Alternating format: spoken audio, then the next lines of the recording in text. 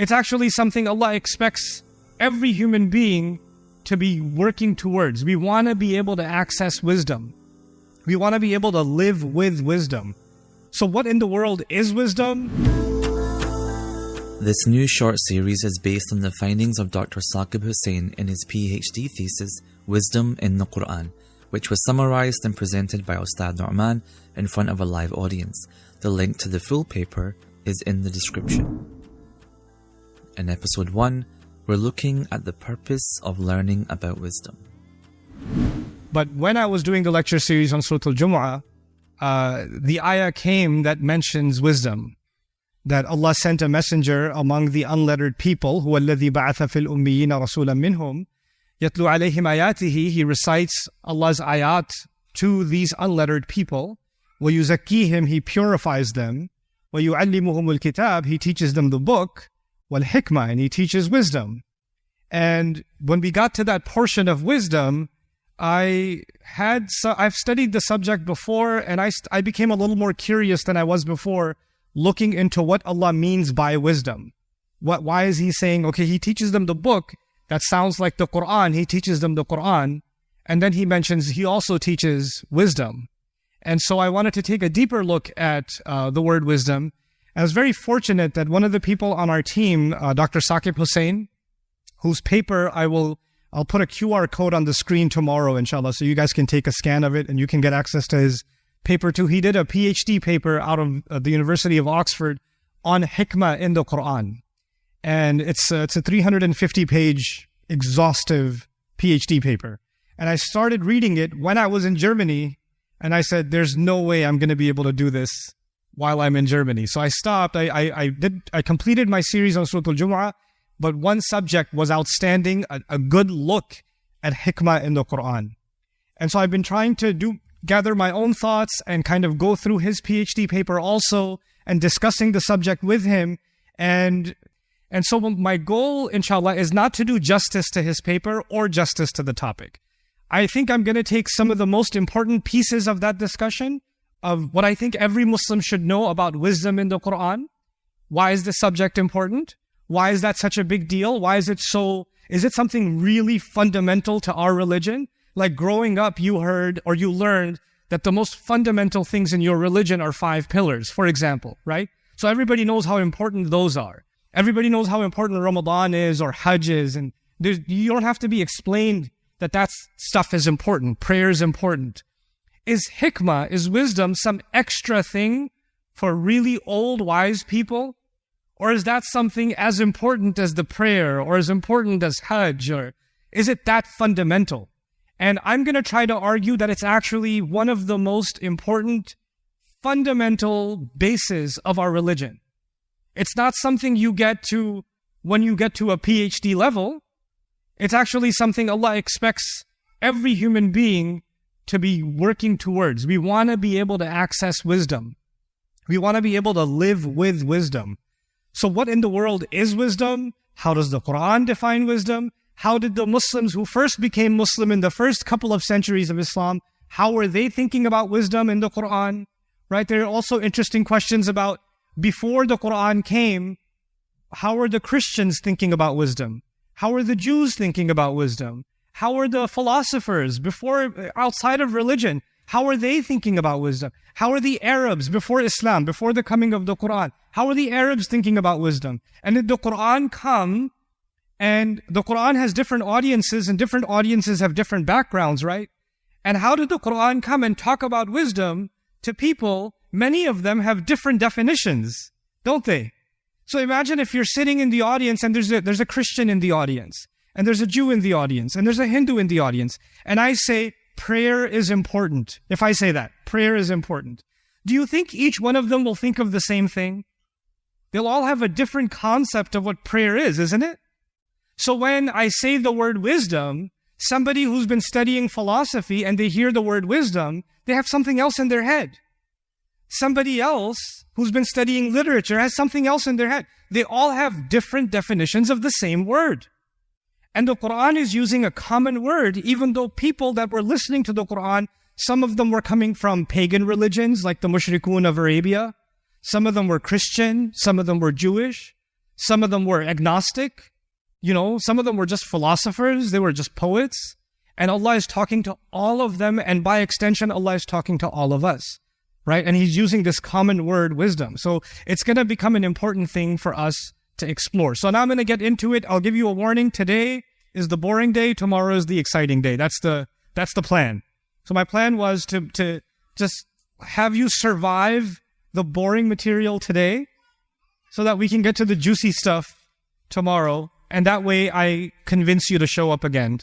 That was, this could totally backfire. This could go so badly because then you'd be like, this was so boring. Oh my God, I can't do this again. Right. So this could go either way, but I'm willing to make that experiment happen. Okay. So let's begin with some introductory comments. I usually don't use PowerPoints and slides. I've started doing that more and more. I didn't do this for you. I did this for myself. So I just make sure I cover everything that I wanted to cover. So if you're going to try to take pictures of the slides that I show you and stuff, do it. You're never going to use it. I know you. It's not like, oh, let me look at the pictures I took of the screen and contemplate. You won't. You'll just go to TikTok and watch some cat play the piano or something. That's what you're going to do. So be real. Okay. So anyway, so let's begin. If you guys can show the screen, the first thing I want to show you is the mission given to the Prophet ﷺ was to call people to Allah, right? To call people to Allah's way. Simple enough. But how did Allah tell him that? Allah says to him, for example, "Ud'u ila sabili rabbika bil hikmah." Call to the way of your master with hikmah. And I'm going to use wisdom loosely. Call to the way of your master with wisdom. The mission of the Prophet ﷺ is to call people to Allah. And Allah is saying, you must do it with this one weapon. What's that weapon? Wisdom. And actually the with can be, you have to do it wisely. So the way that you call people has to be full of wisdom. And the things that you're going to say when you call people, they have to be full of wisdom too. What is it that you're going to say has to be wise? And the way you're communicating has to be wise also. This is because I'm a student of psychology. There's an element of psychology here. So let me explain that to you. If I want a child to listen to me, there's different ways I can tell a child to come here or to sit down, right? And some of you parents know what I'm talking about, right? So if your child's misbehaving or they're not listening and you want them to sit down, there are different ways you can do it. You can do, if you're from certain parts of the world, you can look at them and say, "Oi!" And that's enough, right? Or if you're a mom, you'll just say, "I'll tell your dad." That's enough. That's enough, indhar for him. That's enough reminder of the akhirah for him. He'll sit down, right? But you know what? If you, and the child listened to you, but what the child also now internalized is the only time I should listen is when there's a threat, right? So when there's no threat, then I have no need to what? I have no need to listen. Now, if I have some wisdom, I might say, how do I get this kid to sit down in a way that even when I'm not here and I don't want them to do this, they still won't do it in my absence.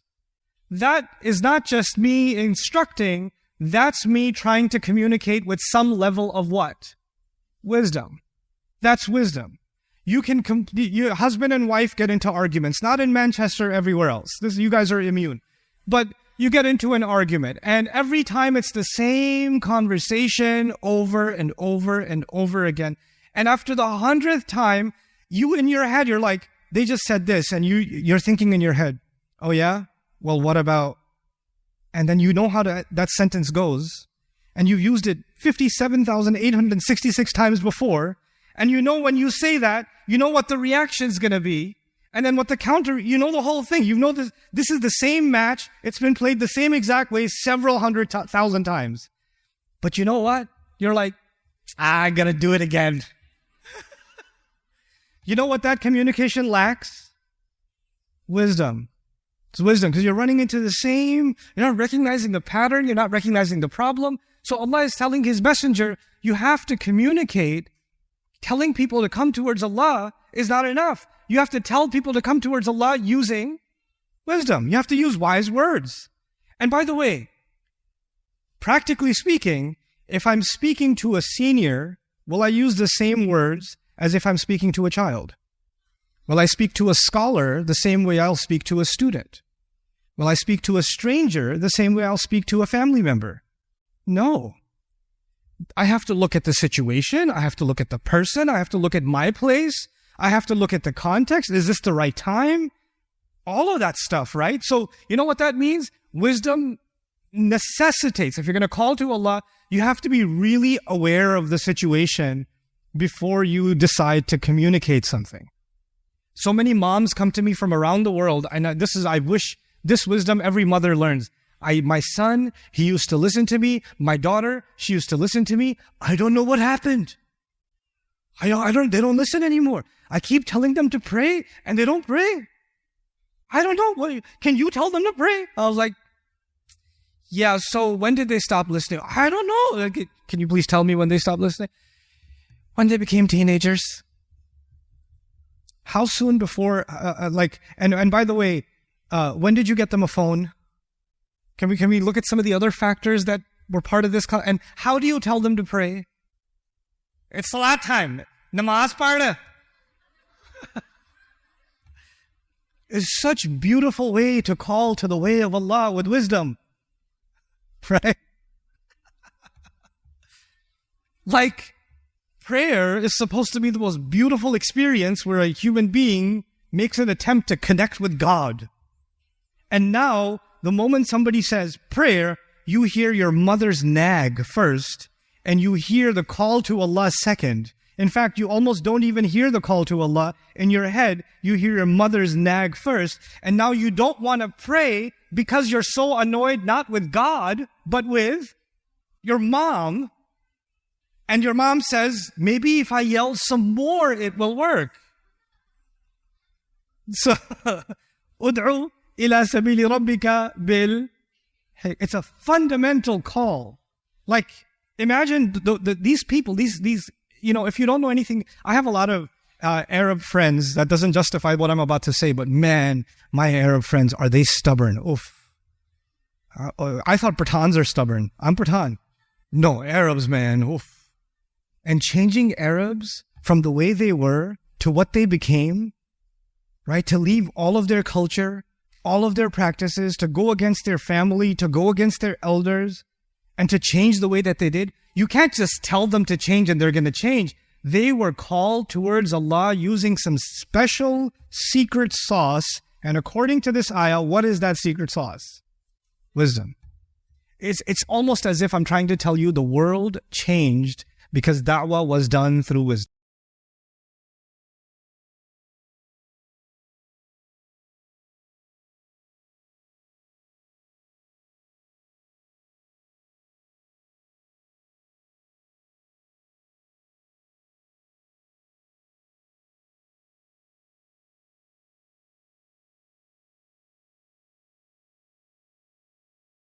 Hello everyone, Assalamu alaikum. This is my channel. Please subscribe to my channel.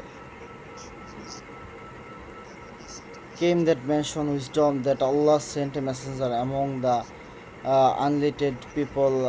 Which he resist Allah ayat to these unlettered people. He purifies them.